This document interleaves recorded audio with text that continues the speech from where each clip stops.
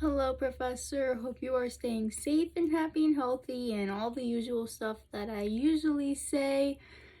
And I hope you're having a good week. I am having a good week myself. I just did my interview for the Honors College at FGCU, and now I have to wait a week until I see if I get in or not. So that's very, very exciting, but also very nerve-wracking because now I have to wait a week to see if I even get in.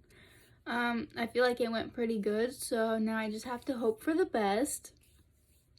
And our house got appraised, so that's great. And now we're on to the next step, which is waiting till closing if everything goes through as planned, which is really awesome. So I'm really hoping, crossing my fingers, that everything works out like it should. And yeah.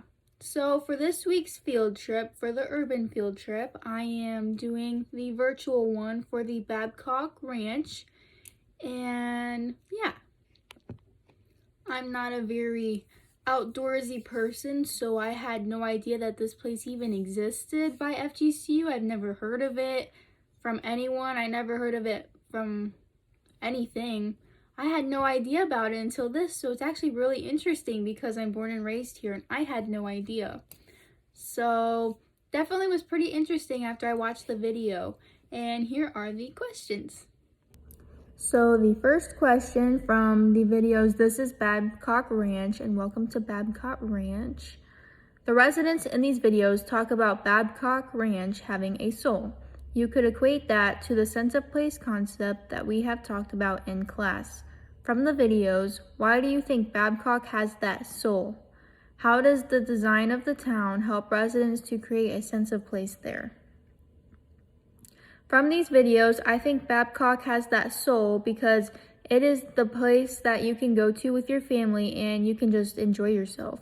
It is very comforting for those that are there, which then also makes it much more enjoyable because when you're comfortable, you can enjoy it more. You don't want to be all scared and like, oh my gosh, like I don't want to be here. You want to be able to enjoy it. It is also America's first solar-powered town, which is a new life in homes, like a new soul. Like for instance, if a baby was born, that's like a new life or new soul. So that's why I said that. The design of the town helps residents to create a sense of place there in such a comforting way to where it feels like more than a home. As the Fortin family, or Andrea Fortin, said, I just remember that feeling that we all had. We kind of had this moment of silence as we went over the bridge.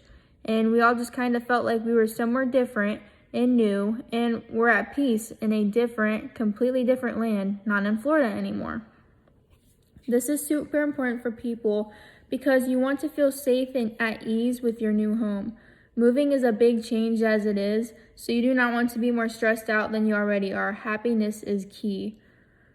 I'm gonna know that soon because we're moving from this house soon. The closing date is like at the end of October, like October 23rd or something. So it's definitely gonna be really stressful, and I can't imagine if you're moving to an area that you don't feel comfortable with and it just doesn't feel like home. That's just, yeah, that's not right.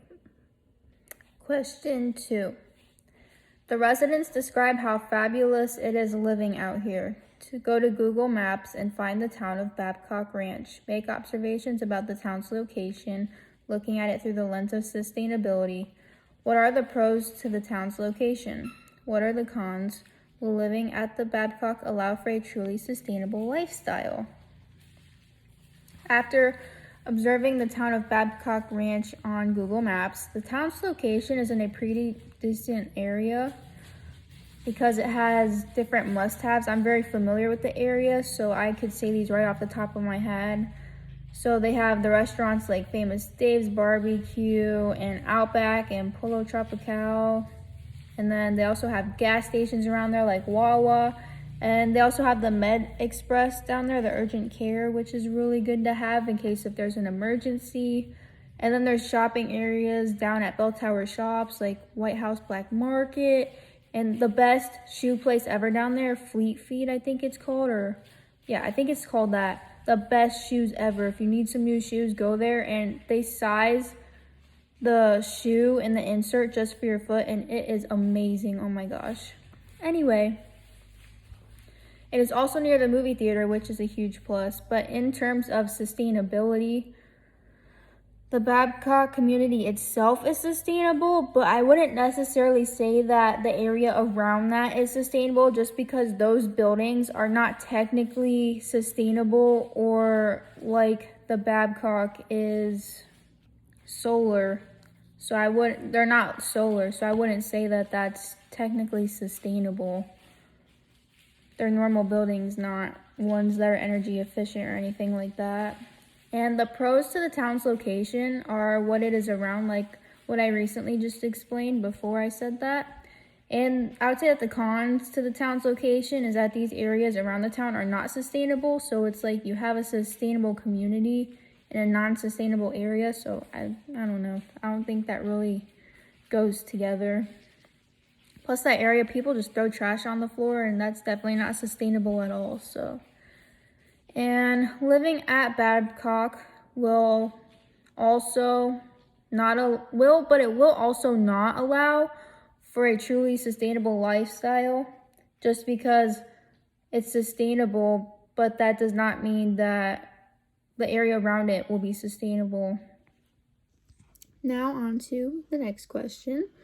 We've talked about the importance of collaboration and compromise in moving toward a sustainable society. Who are the stakeholders involved in Babcock collaboration and compromise? After watching these videos and reading the Babcock Ranch talking points, reflect on how successful the developers of Babcock Ranch and community stakeholders have been in achieving sustainability at Babcock.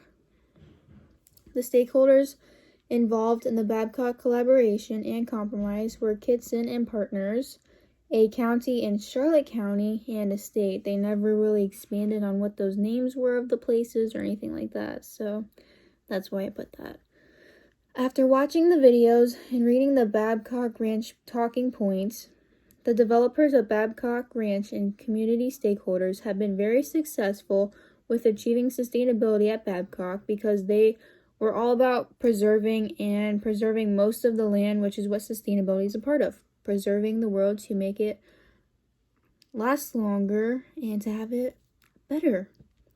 They are also very successful because they were able to prove that this new town works with the environment, which was one of their primary goals. They built this town, and now that is their way of showing that it is good for that environment. Think about Babcock's core values in terms of social sustainability. What are the features that developers have included in the design of the town to promote social sustainability? Mr. Kittson mentioned storm safety. Why is social sustainability important? How does social sustainability address resilience during times of natural disasters?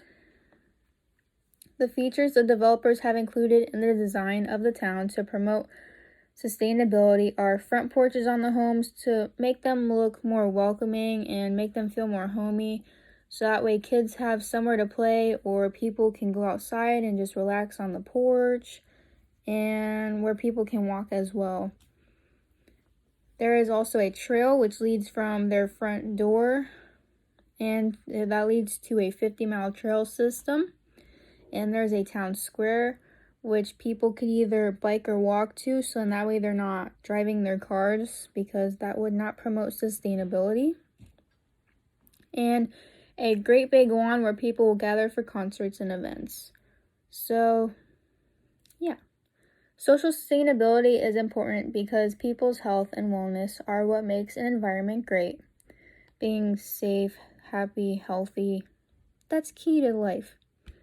Social sustainability addresses resilience during times of natural disasters because in the community, people will always be there for one another, whether it's talking, from example, 6 feet away because of COVID, or if it's simply just FaceTime calls and texting. When you're in a community, you're going to meet lots of people, and they're going to be there for you no matter what, especially during a time like that. So the next set of questions is the FPL solar field is a major component of Babcock Ranch's developers' ability to describe it as a sustainable town. What are the pros of the solar field? What are the cons? Does the technology that Babcock Ranch developers have incorporated into the town's infrastructure and design actually address sustainability. The pros of a solar field are that when the lights are on, they are solar energy powered lights, which is really, really good because then it's not wasting electricity. I also have those on my fence at my house. It's really beautiful at night. Having solar, then when the sun goes down at night, the lights will then be powered by natural gas, which is also pretty sustainable. Having solar fields, this energy will be so clean and the best energy in the United States as quoted from the video. The technology that Babcock Ranch developers have incorporated into the town's infrastructure and design does actually address sustainability because they plan on having the powered cars that will drive themselves instead of like using gas, so then that way it doesn't pollute the air. And they have fiber to every home, business, and it allows Babcock to have a minimum gigabyte, so that's great. And for the last set of questions, given the things that you have seen in the videos, will Babcock Ranch be a town for everyone? Why or why not? Is social sustainability sufficiently addressed? Think about things like racial diversity, affordable housing, etc. What are some of the design features Babcock developers have incorporated in order to protect the health of the environment?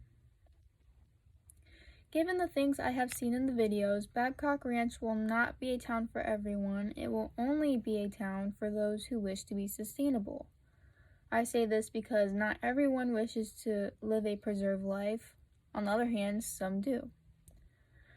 Social sustainability is sufficiently addressed because a community is not a community without diversity.